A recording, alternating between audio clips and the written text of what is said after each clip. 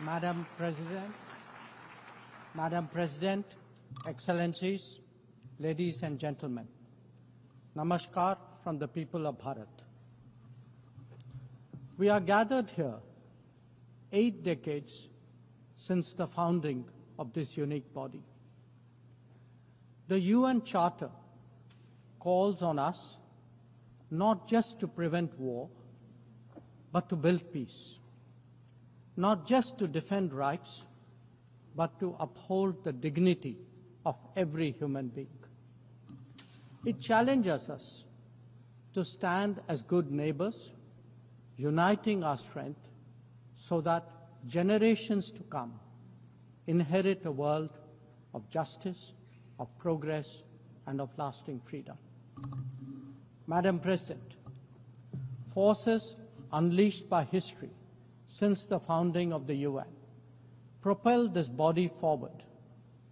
As decolonization advanced, the world began to return to its natural diversity. The membership of the United Nations quadrupled, and the organization's role and remit grew significantly. In the era of globalization, its agenda evolved even further. Development goals took center stage, even as climate change emerged as a shared priority. Trade acquired greater prominence, while food and health access were recognized as essential to global well-being.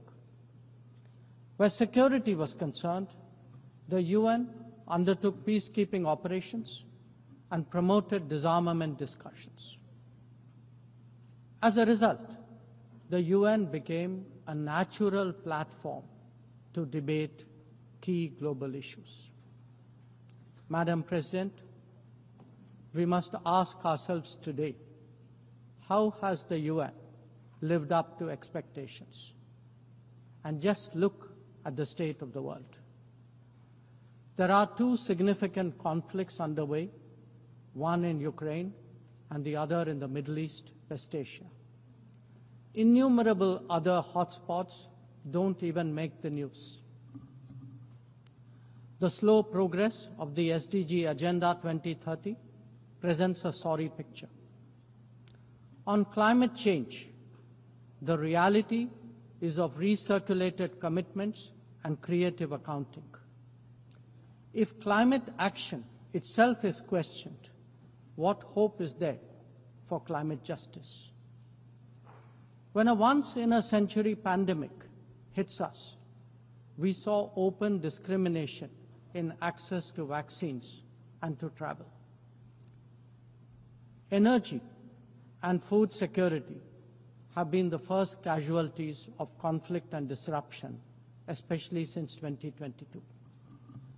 Better off societies insulated themselves by having the first call. The resource-stressed ones scrambled to survive, only to hear sanctimonious lectures thereafter. When it came to trade, non-market practices gained rules and regimes. The resulting concentration exposed the world to leveraging. On top of that, we now see tariff volatility and uncertain market access. As a result, de-risking is a growing compulsion, whether from limited sources of supply or over-dependence on a particular market. Economic concerns have other dimensions as well. Heightened technology control is one.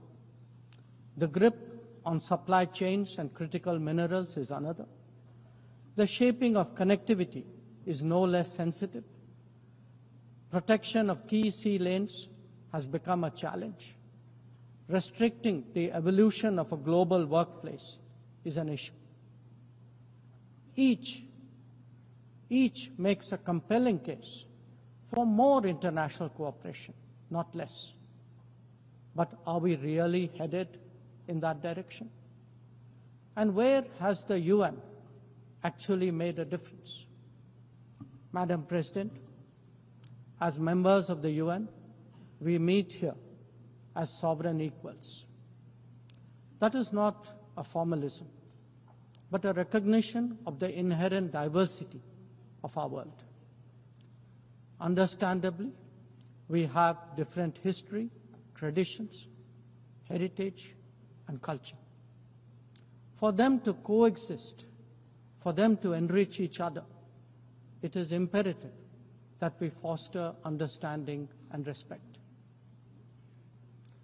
This will only happen when we resist political interference and economic pressures, when narratives are free of prejudice, when double standards are abjured, and when pluralism is truly appreciated. Madam President, Excellencies, while asserting our rights, we must also firmly face up to threats.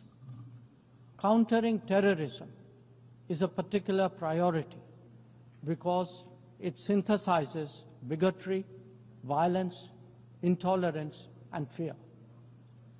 India has confronted this challenge since independence, having a neighbor that is an epicenter of global terrorism. For decades now, major international terrorist attacks are traced back to that one country. UN's designated lists of terrorists are replete with its nationals. The most recent example of cross-border barbarism was the murder of innocent tourists in Pahalgam in April this year. India exercised its right to defend its people against terrorism and brought its organizers and perpetrators to justice. Because terrorism is a shared threat, Madam President, it is essential that there is much deeper international cooperation. When nations openly declare terrorism a state policy, when terror hubs operate on an industrial scale, when terrorists are publicly glorified, then such actions must be unequivocally condemned. The financing of terrorism must be choked, even as prominent terrorists are sanctioned. Relentless pressure must be applied on the entire terrorism ecosystem. Those who condone nations that sponsor terror will find that it comes back to bite them. Madam President, an objective report card will show that the UN is in a state of crisis. When peace is under threat from conflicts, when development is derailed by lack of resources, when human rights are violated by terrorism, the UN remains gridlocked. As its ability to forge common ground diminishes, belief in multilateralism also recedes. Central to the erosion of the UN's credibility has been resistance to reform. Most members strongly desire change, but the process is being made an obstacle to the outcome. It is imperative that we see through this cynicism and purposefully address the reform agenda. The historical injustice done to Africa should be redressed. Both permanent and non-permanent membership of the Council must be expanded. A reformed Council must be truly representative, and India stands ready to assume greater responsibilities. Madam President, today the predicament of the Global South is especially acute. Bharat, under the leadership of Prime Minister Narendra Modi, believes that it has both a duty to contribute and an obligation to motivate. That is why we have undertaken more than 600 major development projects in 78 countries, as well as innumerable community-based initiatives. They range from large infrastructure to small livelihoods, from capacity building to people's welfare, from concrete assets to education and training. Turbulent times require that we step forward during moments of crisis. India has been forthcoming in that regard, especially in its immediate vicinity. Whether it is finance, food, fertilizer, or fuel, we have responded to the urgent requirements of our neighbors. Madam President, climate events and conflicts have created a demand for HADR assistance. Reflecting our growing capabilities, Bharat has endeavored to be a first responder. Be it essential medicines or relief supplies, the operations of a field hospital or limb fitment camps, these efforts covered 19 nations last year. The people of Afghanistan and those of Myanmar saw India extend its hand during recent earthquakes. Our efforts at ensuring safe commerce, combating piracy, and preventing attacks on shipping in the northern Arabian Sea also bear mention. And the Indian tradition of UN peacekeeping operations continues in the Democratic Republic of Congo, in Western Sahara, Central African Republic, Golan Heights, Cyprus, Lebanon, Abyei, South Sudan, and Somalia. To put it clearly, our soldiers ensure peacekeeping, our sailors protect maritime shipping, our security counters terrorism, our doctors and teachers facilitate human development the world over, our industry produces affordable products, our techies promote digitization, and our training facilities are open to the world. These remain the core of our foreign policy. Madam President, each one of us has the opportunity of contributing to peace and prosperity. In the case of conflicts, especially Ukraine and Gaza, even those not directly involved have felt its impact. Nations who can engage all sides must step up in the search for solutions. India calls for an end to hostilities and will support any initiative that will help restore peace. The last decade in Bharat has also seen transformative changes due to the vision of Prime Minister Modi. Our digital public infrastructure has redefined governance and enabled delivery of public services on an unprecedented scale. Our startup ecosystem, innovation culture, and microfinance are changing the face of society. Our rapidly growing infrastructure facilitates both ease of doing business and ease of living for citizens. India remains committed to sharing its experiences and tools with others on their journey of development. Artificial intelligence as a horizontal and cross-cutting technology has a particular promise for development. India's approach is to harness it responsibly for human welfare. Inclusion and impact will be the watchwords for the summit that India will host in 2026. Madam President, Bharat approaches the contemporary world guided by three key concepts. One, Atmanirbharta, or self-reliance.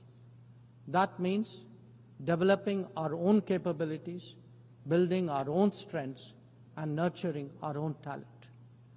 We see its results already, be it in manufacturing, in space programs, in pharma production, or in digital applications. Make, innovate, and design in India also benefit the world. Two, Atmaraksha, or securing oneself.